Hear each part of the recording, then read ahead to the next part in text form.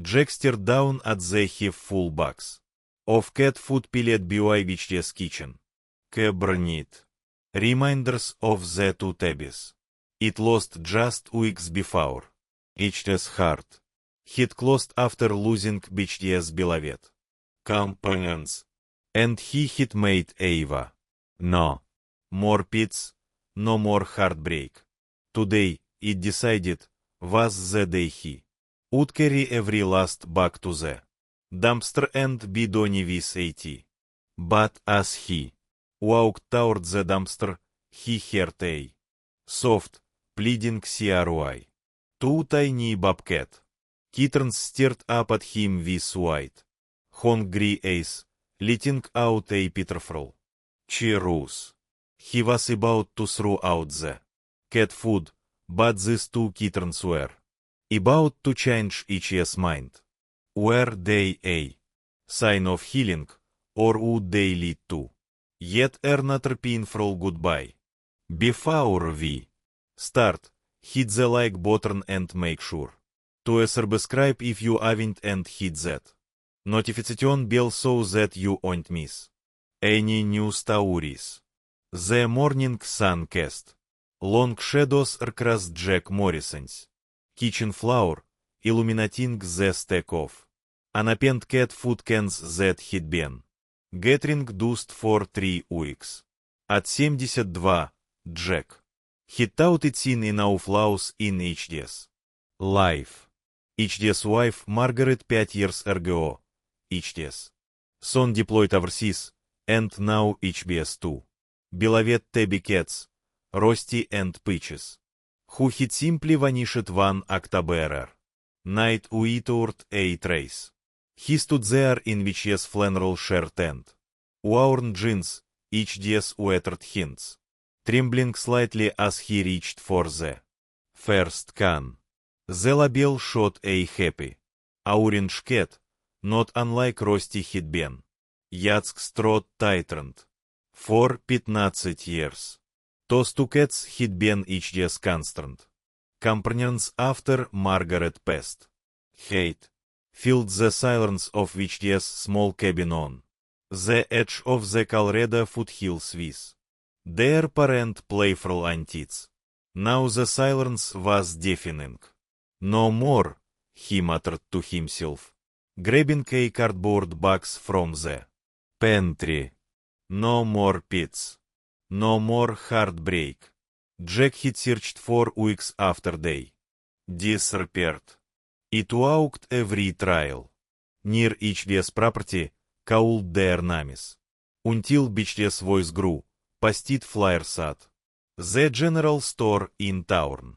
Old Bill Henderson from the neighboring ranch had helped him search, warning about the coyotes that had been spotted in the area lately. The thought made Jack's stomach turn. He'd sold bear too. Imagine what might have happened to HD's gentle house cats out in the wild. One by one, he loaded the cans into the box. There were at least 40 of them. It always bought in bulk from the feed store in town.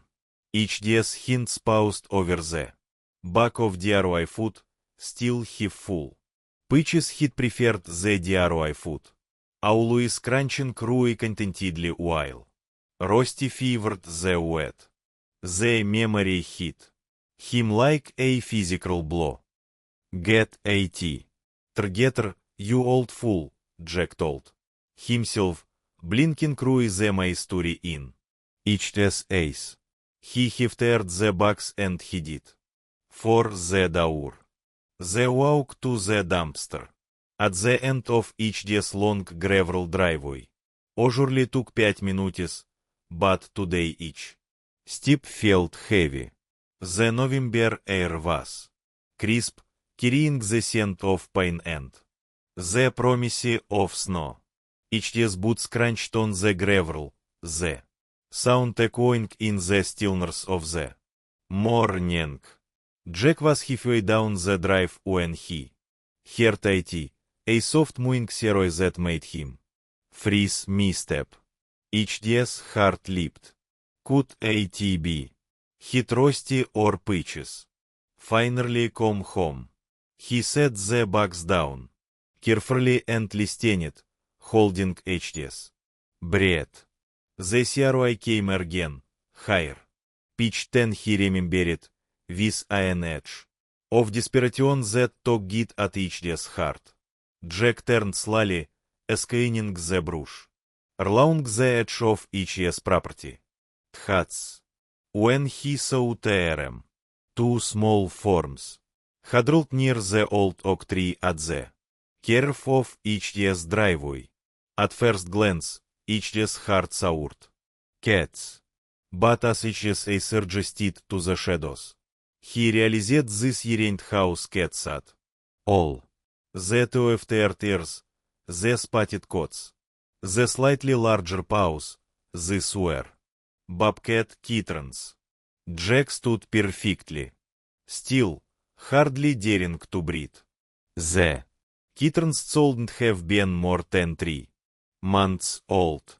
Their golden eyes were huge.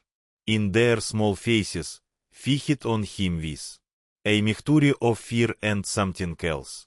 Hunger. The smaller one, whose spots were more pronounced, let out another pitiful CRI. Its sibling, slightly larger with a white patch on its chest, pressed closely, as if for protection. Well, E.B., Jack whispered.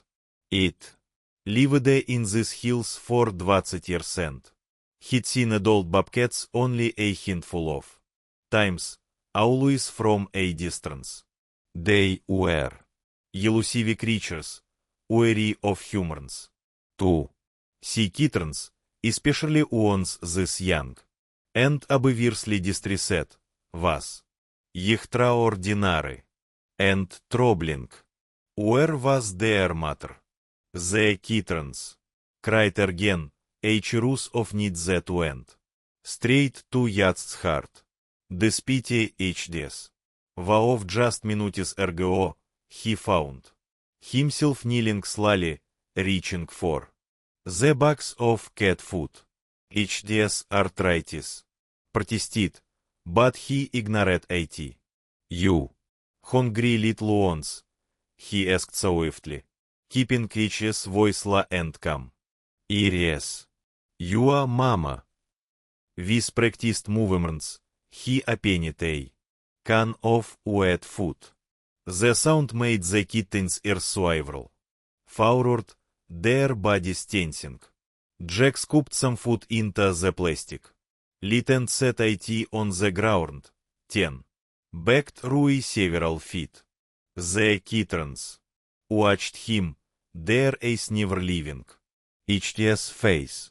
The smaller one took a tentative step forward, 10 another. Its sibling followed, and soon they were at the makeshift dish, eating with the disparity efficiency of the truly hungry. Their little pink tongues worked quickly, and within moments the lid was licked clean. Jack opened another can, 10 another. The kittens ate it all, their bellies gradually rounding. When they finished, something unexpected happened. Instead of fleeing back to the brush, they approached him. The larger one rubbed against each knee, just like Rusty said to do. The smaller one climbed into HD's lap, its tiny claws pricking through HD's jeans. No, Jack said, even as HD's hands moved instinctively to stroke their soft fur. No, no, no. You belong in the wild. Not with an old man who can't even keep house cats safe. But the kittens were already purring. A deeper, rougher sound than domestic cats. Made, but purring nonetheless. They were warm and trusting, and Jack felt HD's carefully constructed walls beginning to crumble. He couldn't live. Out here. The temperature was dropping and they were clearly orphaned. Or abandoned. Predators would find soon. Coyotes. Eagles, even adult male bobcats who might see as competition. Making a decision that went against every promise it made to himself that morning, Jack carefully gathered the kittens in his arms and headed back to the house. Once inside, he faced a dilemma. This weren't pets. They were wild animals. He needed expert advice. Jack settled the kittens on an old blanket in a cardboard box near the wood stove and reached for each's phone. After some searching, he found the number for Colorado Wildlife Services. The phone rang 3 times before a woman answered. Wildlife Services. This is Dr. Emma Rodriguez. Jack explained each day's situation, expecting to be told to bring the kittens in immediately. Instead, Dr. Rodriguez asked several questions. How old did they appear to be? What was their condition? Had he seen any sign of an adult bobcat? Based on what you're describing, she said, her voice thoughtful. They're young enough that their mother should still be caring for them. It's possible she was hunting and got delayed. Or something happened to her. Bobcat mothers are incredibly devoted. She old abandoned them without cause. So, what should I do? Jack asked, watching as the kittens curled together in their box, already falling asleep. Here's what I recommend. Keep them warm and fed for now, but we need to give the mother a chance to return. Can you set up a feeding station outside, visible from your window? If she's alive and looking for them, she likely come to investigate. Bobcats have incredible senses of smell. She knows her babies where they are. Dr. Rodriguez gave him detailed instructions what to feed them. Cat food was actually fine temporarily. How to keep them wild enough to release signals of illness to watch for. She promised to check in the next day and arranged to visit if the matter hadn't appeared within 48 hours. After hanging up, Jack looked at the sleeping kittens. They were breathing in unison, their spotted sides rising and falling peacefully. Despite himself, he felt a familiar warmth spreading through each chest. Just temporary, he told them firmly. Just until your mama comes back. The rest of the day passed in a blur of unexpected activity. Jack found himself fussing over the kittens like a worried grandfather. He set up a proper feeding station on each's back porch, visible from the kitchen. Window. He refreshed their water, monitored their bedroom habits. They instinctively set a box of sand he provided and found himself talking to them constantly. You know, he said as the larger kitten batted at a piece of string he dangled. I used to have 2 cats. Rusty was orange like autumn leaves and peaches. Was black and white like a winter storm. They probably would have been terrified of you too. The smaller kitten had crawled back into each lap and was purring loudly.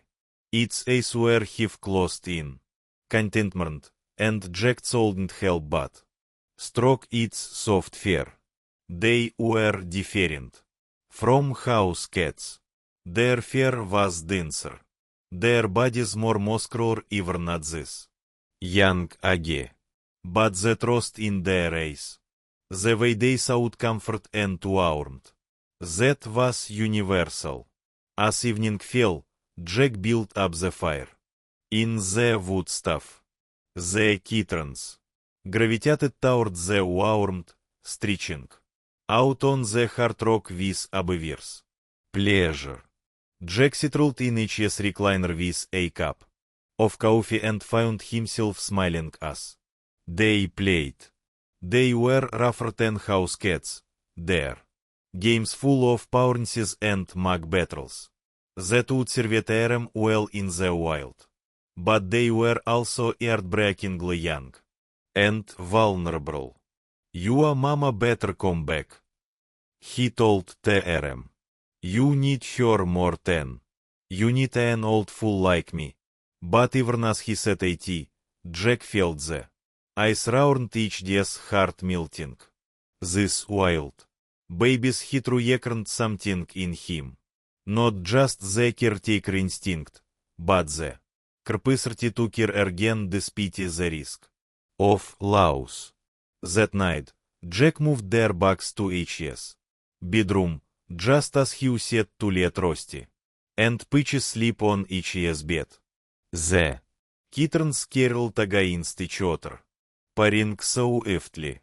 Jack lay awake for a long time, listening to their breathing and watching the moonlight play across their spotted coats.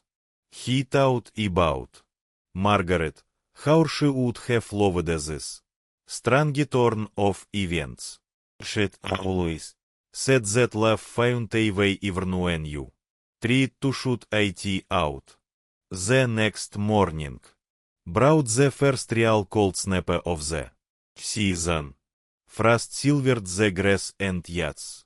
Breath clouded in the air as he checked the feeding station.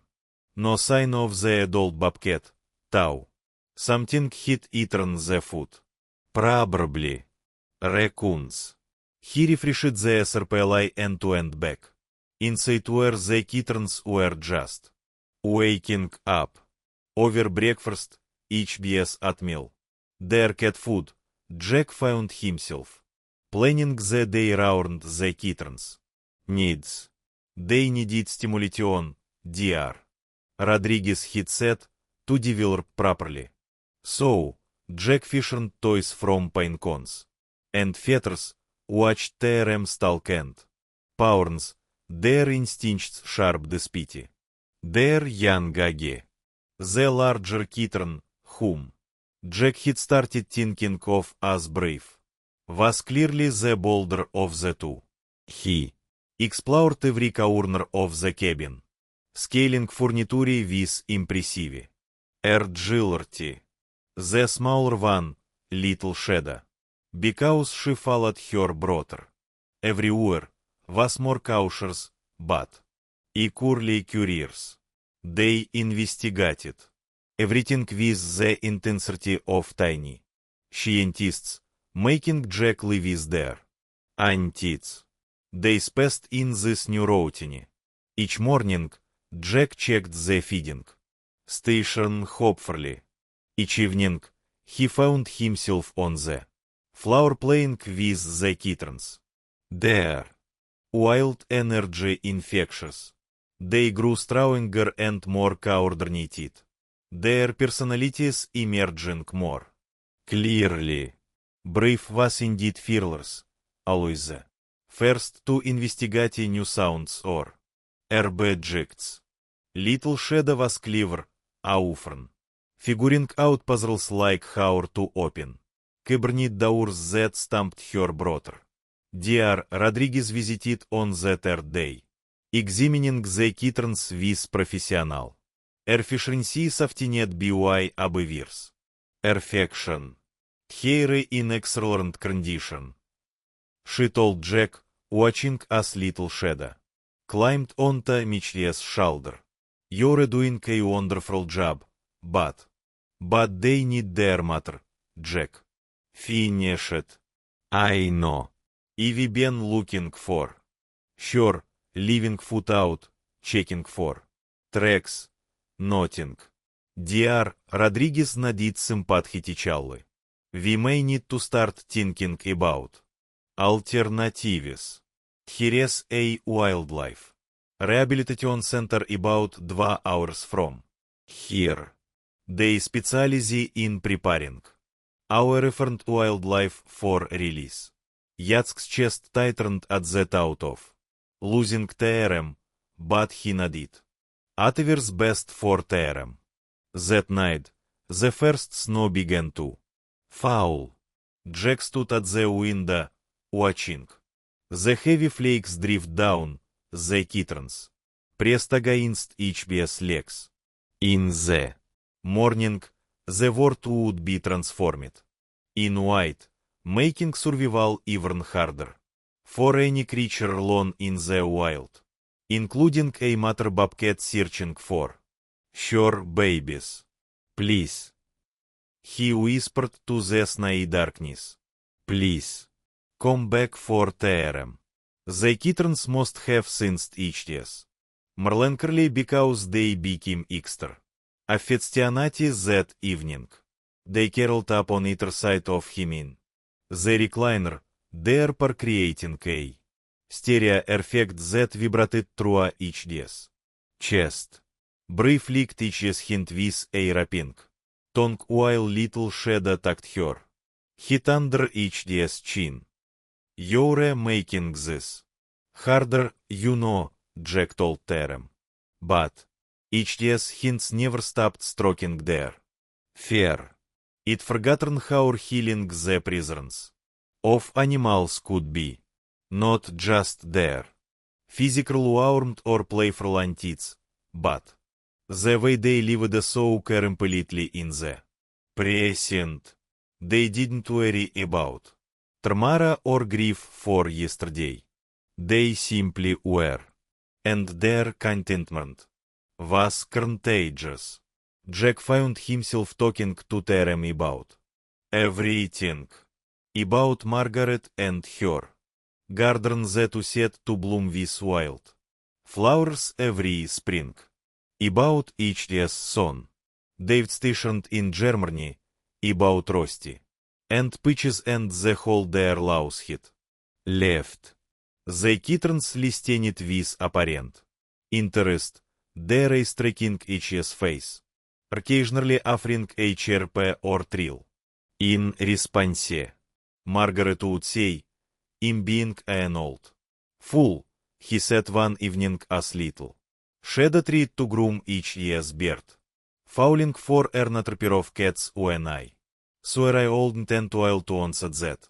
But she also said to say that a life without love wasn't worth living. No matter how much it hurts sometimes. On the seventh day, Jack woke to an unusual sound. Not the kitten's normal morning chirps and purr, but something else. A thrilling call from somewhere outside. He sat up, heart pounding. The kittens were already alert. There. Ears swiveling toward the window. There. Bodies tense with excitement. Jack crept to the window and carefully pulled back the curtain. There, at the edge of the tree, sat an adult bobcat. Even from a distance, he could see she was in her cotra. One of her front paws seemed injured. She held it slightly off the ground, but her eyes were fixed on the cabin with laser intensity. "Little ones," Jack whispered, "I think your mama's here." The kittens began calling back. Their voices high and urgent. The sound seemed to electrify the adult bobcat. She stood, fevering her injured paw, and took a few limping steps toward the cabin. Yatzk's mind raced. The injury explained everything. WHO should been gone, she hadn't come sooner. Probably been trapped somewhere. Maybe. Caught an old fencing or a collapsed. Dean, and he'd only just managed to free herself. The devotion that he'd driven her to return, injured and weak, to search for her baby's mate yet says. Sting. Moving carefully so as not to spook her. Jack gathered the kittens. They squirmed. With excitement, their cowls becoming more insistent. He pulled on each's coat and boots, cradling them against each's chest, and stepped out into the cold morning. The mother bobcat froze every muscle tense. Jack could see her more clearly now. Definitely injured, definitely weary, but her eyes never left the kittens. He said, "Tear down gently on the porch and begged. Ruy. What happened next would stay with Jack forever."